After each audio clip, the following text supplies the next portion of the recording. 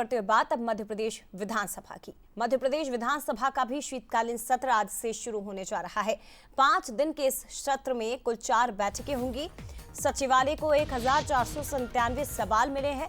नपा संशोधन विधेयक लाने की तैयारी में है सरकार। विपक्ष ने दूसरी तरफ सरकार को घेरने की रणनीति भी बना ली है।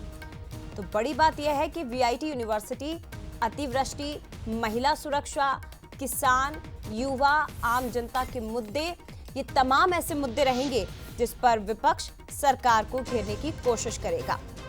आज से एमपी विधानसभा का शीतकालीन सत्र शुरू होने जा रहा है और ये शीतकालीन सत्र की शुरुआत ही काफी हंगामेदार हो सकती है।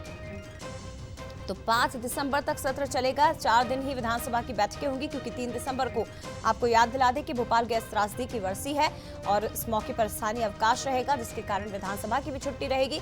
होने को ये 5 दिन का है, लेकिन केवल 4 दिन ही कार्यवाही चलेगी।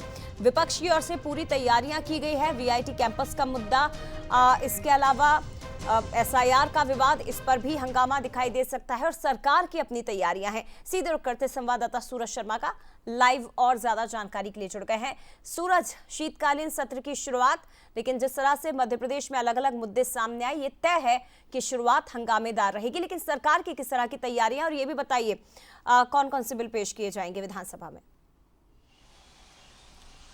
देखिए, 5 दिवसीय इस विधानसभा का सत्र आज से शुरू हो रहा है, जिसमें कई महत्वपूर्ण विधेयक है। चाहे दुकान और एक दुनिया जो एक्ट है वो उनके तहत फैसला होगा। इसके साथ ही नगर निगम एक्ट जो है वो संशोधन विधेयक पेश किया जाएगा। लेकिन सबसे महत्वपूर्ण बात यह है कि क्या ये वाकई विधेयक शांतिपूर्ण तरीके से पारित हो पाएंगे, क्योंकि इस तरीके से कांग्रेस की तैयारी है। चाहे वीआईटी कॉलेज में छात्रों का हंगामा हो, छात्रों के ऊपर एफआईआर हो, हाल ही में जिस तरीके से देखा था सीहोर जिले में आदिवासियों की जमीन से उनके अतिक्रमण को हटाया गया हो, अतिवृष्टि में किसानों की फसलों का मामला हो, या छिंदवाड़ा में सिरप कांड से बच्चों की मौत, इन तमाम मुद्दों को लेकर कांग्रेस सरकार को घेरती नजर आएगी और माना जा रहा है पहला दिन भी हंगामेदार रहेगा। तो संभावना ये भी है कि आज के दिन की कार्रवाई पूरी ना हो पाए, क्योंकि जिस तरीके से कांग्रेस की तैयारी है, लगातार सरकार पर आरोप लगाती आ रही कि चाहे भ्रष्टाचार के मामले हो, लॉ एंड ऑर्डर की व्यवस्था हो। जिस तरीके से हमने देखा रायसेन में जो मासूम बच्चे के साथ दुष्कर्म हुआ और 1 हफ्ते बाद आरोपी को पकड़ा गया, तो तमाम ऐसे मुद्दे हैं जिसको लेकर कांग्रेस की अपनी तैयारी। हालांकि विपक्ष ने भी तमाम मंत्रियों को चिन्हित कर रखा है कि वो मंत्री अलग अलग जो विधायकों के आरोप हैं उनको लेकर सरकार की तरफ से अपना पक्ष रखेंगे।